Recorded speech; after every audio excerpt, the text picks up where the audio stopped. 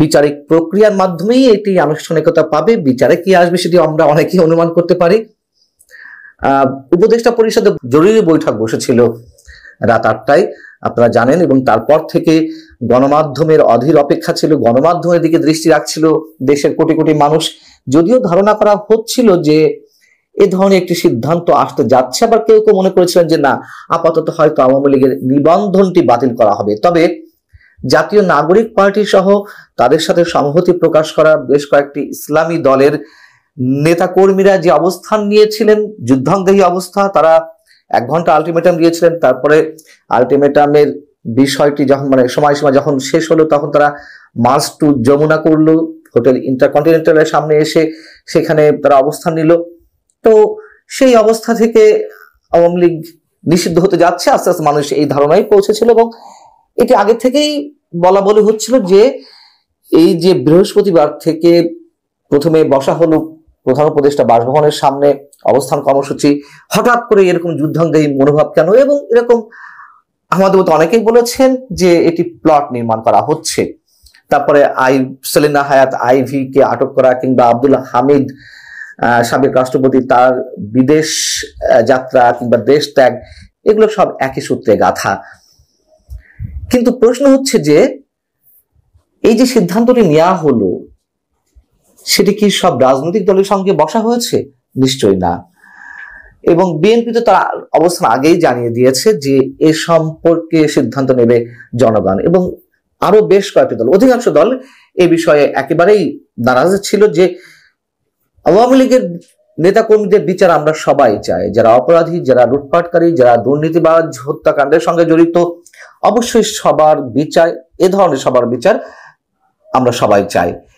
কিন্তু আওয়ামী লীগের মতো একটি দল, তাকে নিষিদ্ধ করা হবে কিসের ভিত্তিতে? এবং কোন দলকে নিষিদ্ধ করেই কি তার আদর্শ নির্মূল করা যায়? তার যারা কোটি লাখো সমর্থক, এই মানুষগুলোকে একেবারে ভ্যানিশ করে ফেলা যায়? নিশ্চয়ই না। আমরা তো দেখেছি জামাতে ইসলামী বারবার এই উদাহরণগুলো দিয়ে, আওয়ামী লীগ তো গত কয়েকদিন আগেও নিষিদ্ধ করেছিল যখন ক্ষমতায় ছিল, 5 আগস্ট অভ্যুত্থানের 2-3 দিন আগে।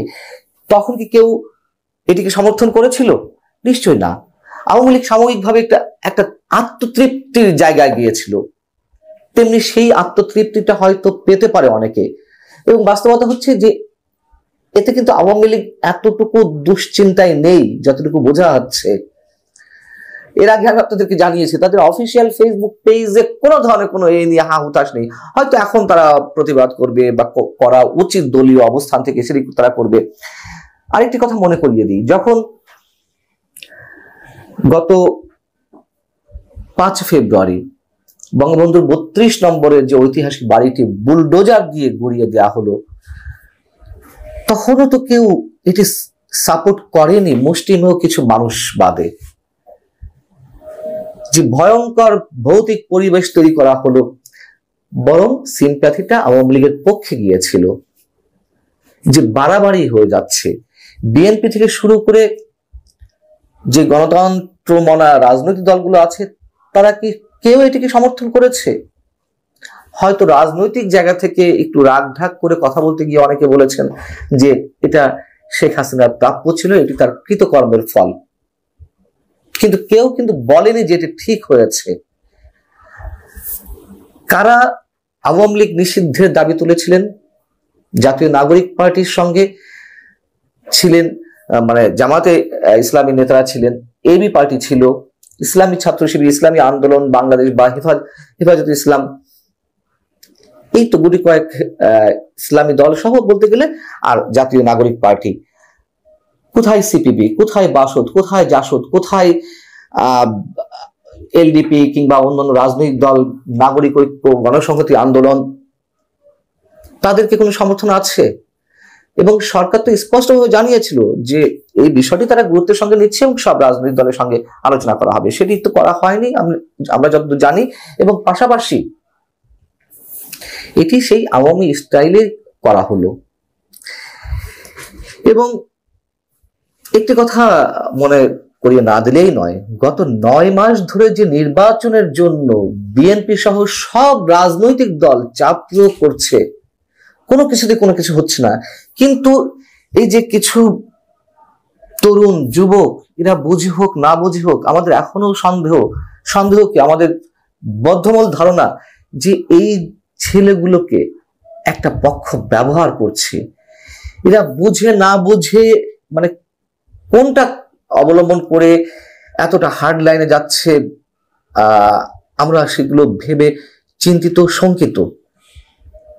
আখেরে বা দিন শেষে লাভটা কার হচ্ছে? একটা সংঘাতময় পরিস্থিতি, সাংঘর্ষিক পরিস্থিতির দিকে নিয়ে যাওয়া হচ্ছে দেশকে। ছাত্রলীগকে নিষিদ্ধ করা হয়েছে, তার কার্যক্রম শেষ। আওয়ামী লীগকে নিষিদ্ধ করা হলো, সাময়িকভাবে কার্যক্রম শেষ হয়ে যাবে। এবং এর আগে আমি বলেছি আওয়ামী লীগ নিষিদ্ধ অবস্থাতে আছেই, তারপরে কি তারা ঝটিকা মিছিল করছে না? তারপরেও তাদের লোকজন জেলে যাচ্ছে না আটক হওয়ার পরে? এখন কি থেমে থাকবে?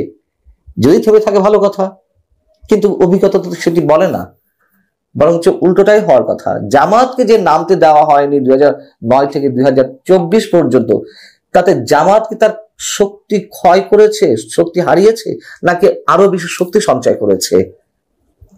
এবং একটি উদাহরণ আমি আপনাদেরকে দিয়েছিলাম যে আওয়ামী লীগকে 1970-এ তৎকালীন সামরিক শাসক ইয়াহিয়া নিষিদ্ধ করেছিল, কিন্তু এই নিষিদ্ধ অবস্থাতেই আওয়ামী লীগের নেতৃত্বেই তো দেশ স্বাধীন হয়েছিল।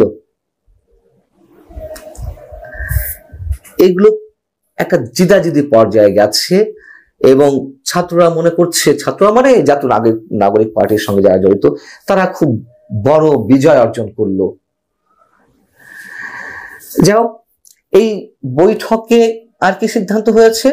আন্তর্জাতিক অপরাধ ট্রাইব্যুনালের আইনের সংশোধন অনুমোদন করা হয়েছে এবং এতে করে আন্তর্জাতিক অপরাধ ট্রাইব্যুনাল কোন রাজনৈতিক দল, তার অঙ্গ বা সংগঠন বা সমর্থক গোষ্ঠীকে শাস্তি দিতে পারবে এবং আন্তর্জাতিক অপরাধ ট্রাইব্যুনালে বাংলাদেশের আওয়ামী লীগ ও তার নেতাদের বিচার কাজ সম্পন্ন না হওয়া পর্যন্ত দেশের নিরাপত্তা ও সার্বভৌমত্ব রক্ষা, জুলাই আন্দোলনের নেতাকর্মীদের নিরাপত্তা, আন্তর্জাতিক অপরাধ ট্রাইব্যুনালের বাদী ও সাক্ষীদের সুরক্ষার জন্য সন্ত্রাস বিরোধী আইনের অধীনে সাইবার স্পেস সহ আওয়ামী লীগের যাবতীয় কার্যক্রম নিষিদ্ধ করা।